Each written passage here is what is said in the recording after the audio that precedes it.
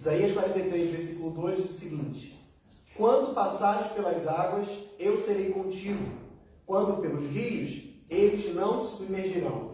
Quando passares pelo fogo, não te queimarás, nem a chama arderá em ti. Glória a Deus. Essa é a palavra do Senhor para nossas vidas nessa manhã. E eu quero falar contigo a respeito de algumas coisas, principalmente a respeito de fé. Declarando que a fé é a certeza que nos faz prevalecer sobre toda e qualquer circunstância.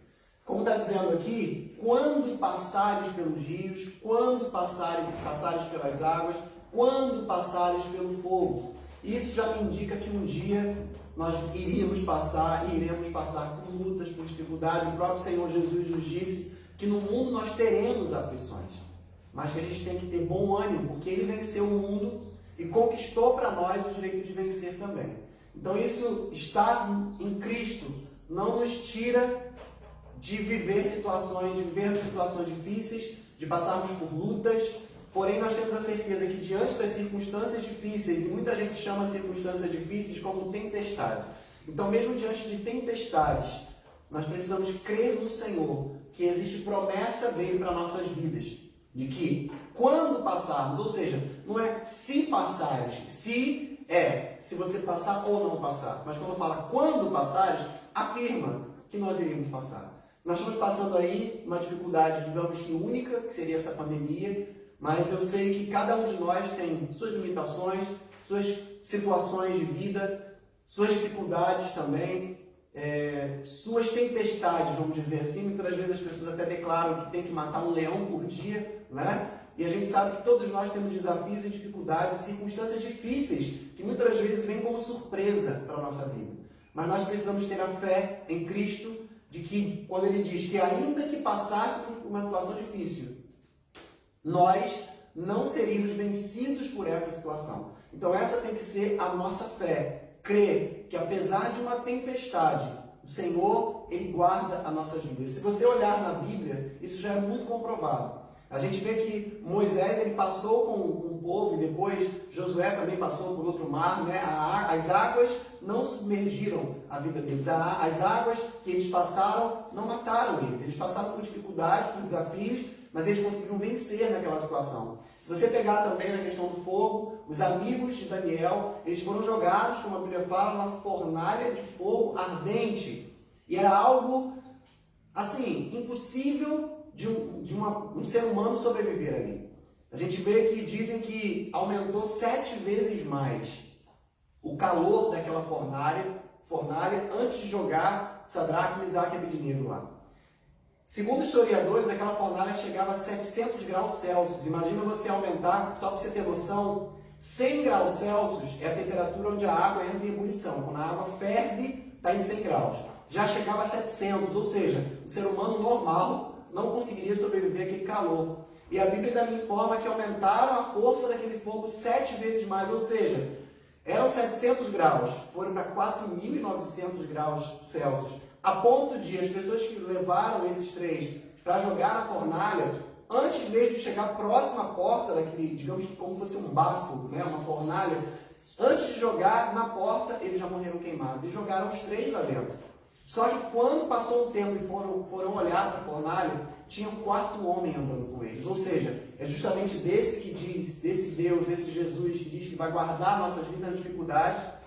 Já foi comprovado biblicamente, ele guardou a vida desses 3 amigos de Daniel dentro da fornalha. Ou seja, Deus não nos livrou da fornalha, mas livrou eles no meio da fornalha. Então, nós vamos passar por situações adversas às vezes, mas mesmo no meio dessa situação, eu tenho certeza que nós vamos ver o agir de Deus, e essa precisa ser a nossa fé, de que o Senhor, Ele é por nós, e se o Senhor é por nós, como a palavra nos afirma, quem será contra nós? É claro que quando a gente fala em tempestade, existem tipos diferentes de tempestade. Se você pegar o livro de Jonas, no capítulo 1 de Jonas, o primeiro versículo, Deus diz para Jonas que ele deveria ir para Nínive. E Jonas decidiu fazer a vontade dele. Ele não quis ir para Nínive. Diz que ele entrou no barco, entrou no navio e ele foi para Tarsis. Ou seja, ele foi rebelde naquele momento. Ele não quis seguir o direcionamento do Senhor para onde Deus tinha falado que ele deveria ir. E aí veio uma grande tempestade. E a gente vê que essa tempestade é fruto de uma rebeldia. Muitas das vezes as tempestades na nossa vida é porque nós não estamos obedecendo a direção que o Senhor deu para cada um de nós. Porém, mesmo assim a tempestade veio e não foi para matar Jonas. Foi para que ele pudesse mudar a decisão dele e voltar na decisão de seguir aquilo que o Senhor tinha determinado para a vida dele. Ou seja, Deus tinha uma segunda chance, uma segunda oportunidade. Como eu disse no capítulo 1, versículo 1, Deus disse algo para Jonas: vá para Nínive. E aí, o capítulo 1 e o capítulo 2 passa toda, depois você pode ler na sua casa, uma história muito linda, ele é engolido por um grande peixe, aquela história toda. E aí, no capítulo 3, versículo 1, é a mesma fala que Deus disse no capítulo 1, versículo 1, ele disse no capítulo 3, versículo 1, dando uma nova oportunidade. Quando Jonas se arrependeu de ter tomado a própria decisão dele e que ele não ouviu a voz do Senhor, quando ele se arrependeu disso, Deus veio com a mesma fala: vai para Nínive. E a partir daí, ele obedeceu. Então existem tempestades que vêm sobre a nossa vida porque a gente quer fazer a nossa própria vontade, seguir os caprichos do nosso coração. Então o que nós precisamos fazer? Nos arrepender. Quando a gente identificar: eu segui a minha própria vontade, eu não obedeci à voz de Deus, o que eu preciso fazer? Me arrepender. E aí Deus vem com uma nova chance. Deus é um Deus de novos começos. Deus é um Deus de novas chances e novas oportunidades. Porém, nós precisamos nos arrepender das nossas decisões que vão contra o trilho, a direção que Ele deu para a nossa vida. Uma outra tempestade, essa é um pouco diferente. Deus ele queria, nessa tempestade que eu vou falar agora, abençoar pessoas numa ilha chamada Ilha de Malta. E Paulo estava indo com alguns prisioneiros, se eu não me engano, 295 ou 296 prisioneiros, e Deus tinha falado com ele que ia passar por um naufrágio, mas que nesse naufrágio ninguém morreria. E aí veio uma grande tempestade. Imagina, eles ficaram 14 dias, eu estava lendo esse texto hoje, eles ficaram 14 dias à deriva, eles decidiram até puxar as âncoras, ou seja, não tinha nada que humanamente podia ser feito. Só que Paulo, ele tinha uma conexão com Deus, ele tinha uma intimidade com Deus, e o próprio Deus havia dito para ele que nada aconteceria não somente com ele, mas com todos os homens que estavam ali. Nada aconteceria. Depois dali, passaram para um naufrágio, eles foram nadando até uma ilha chamada Ilha de Malta, e aí Paulo, para aquecer todo mundo, ele foi pegar uns gravetos. Ele foi pegar uns gravetos para poder fazer uma fogueira. E quando ele foi pegar aqueles gravetos, uma víbora mortal, um veneno mortal muito conhecida naquela região, mordeu a mão dele. Todos ficaram preocupados e com a certeza de que ele morreria. Ele pegou no fogo, ele tirou aquela víbora, aquela serpente, e nada aconteceu com ele. As pessoas daquele lugar falaram assim: esse homem deve ser um deus.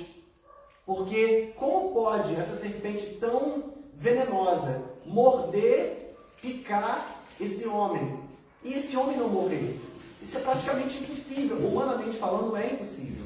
E aí, logo depois, como nada aconteceu, Paulo foi chamado para ir na casa de um dos oficiais mais conhecidos daquela região, orou pelo pai dele, o pai dele foi curado, trouxeram outros doentes e outras pessoas foram curadas. Ou seja, a tempestade que acometeu a vida de Paulo, e juntamente com aqueles outros prisioneiros, simplesmente Deus é quem permitiu, porque Deus tinha um propósito maior mais à frente, de que a palavra do Senhor, por intermédio da vida de Paulo, fosse levada naquela ilha, e que pessoas fossem curadas através do milagre do Senhor, através da vida de Paulo. Ou seja, existem tipos diferentes de tempestade. Falando em tempestade, eu lembro também de Pedro. Quem não lembra? Jesus veio caminhando sobre as águas. E aí Pedro falou: Jesus, se realmente é o Senhor que está vindo aí, permita que eu vá também. Pedro era audacioso demais. Permita que eu vá também. E Jesus falou simplesmente: vem. E Pedro caminhou sobre as águas. Porém, a força da tempestade fez com que ele perdesse o foco. Ele estava olhando para Jesus. Enquanto ele olhava para Cristo, ele estava em segurança e caminhando sobre as águas. Porém, quando ele olhou para a força da tempestade, ele começou a afundar. Só que aí, como eu falei, o nosso Deus é um Deus tão amoroso. O nosso Jesus é um Jesus que nos ama tanto, que apesar de quando nós vacilamos e olhamos para as circunstâncias e começamos a afundar e sermos submersos pela circunstância, se a gente voltar a olhar para Ele, Ele vem, nos dá a mão restaura nossas vidas e faz com que a gente continue caminhando. Então existem tipos de tempestade. Porém, o que eu quero falar contigo é o seguinte: voltar a esse versículo inicial e declarar que se você passar pelas águas, elas não vão te submergir. Se passar pelos rios, eles não te afogarão. Se você passar pelo fogo, ele não te queimará. Diz, tem uma versão da Bíblia, a King James, que fala que o fogo na fornalha estava aceso, mas a força do fogo não atingiu a vida daqueles amigos de Daniel. Então você pode estar em meio ao fogo cruzado, em meio a uma situação difícil, sem saber o que fazer. Mas a fé em Cristo, a fé em Deus, a fé no nosso Jesus, apaga, ou melhor, coloca a força do fogo sem poder nenhum sobre nós. Então você vai estar no meio do fogo, mas não vai ser queimado por esse fogo. Essa é a promessa de Deus para nossas vidas. E que isso possa trazer fé ao nosso coração, de que o Senhor nos guarda o tempo inteiro. E de que ainda que passemos por dificuldades e por lutas, Ele permanece fiel a cada um de nós. O Senhor é fiel, meu querido. Que você possa não reclamar: Deus, por que eu estou passando por essa luta? Mas que você possa ser grato ao Senhor e declarar: ainda que eu esteja passando por essa luta, o Senhor está juntinho comigo. Ele me guarda e Ele vai trazer a saída certa, na hora certa. Basta a mim simplesmente crer. Assim como Jesus falou com Pedro: Pedro, por que você duvidou? Você deveria permanecer com a sua fé. Mas quando você duvidou, você começou a afundar. Então, querido, não duvide. Deus, ele não age na dúvida. Quem age na dúvida, a gente sabe quem é. O diabo, ele age na dúvida.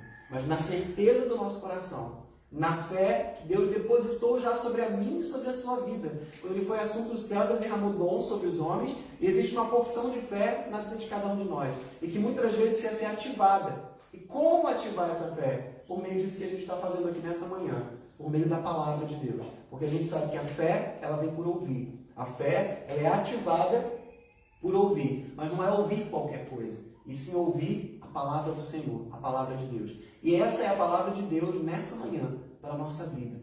Que você possa crer, que você possa permitir que o Senhor, que esse é o desejo de Deus, é estimular em nós, é ativar em nós a fé em nosso coração. Para que a gente possa, diante de tanta dificuldade, diante de tanta luta e diante de tanta situação difícil, que a gente possa vencer a cada uma delas, segurando nas mãos, segurando na mão do nosso Criador, do nosso Salvador e do nosso Senhor. Ele é fiel com a minha vida, Ele é fiel com a sua vida. Ele não disse que seria fácil.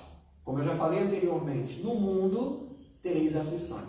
Eu sei que ninguém acorda pela manhã reivindicando essa promessa. Jesus, eu quero uma aflição, porque a tua palavra diz que no mundo eu teria aflição. Ninguém quer passar por dificuldade. Mas ele completou: no mundo tereis aflições, isso é fato. Mas tem de bom ânimo. Porque, como ele disse, eu venci o mundo.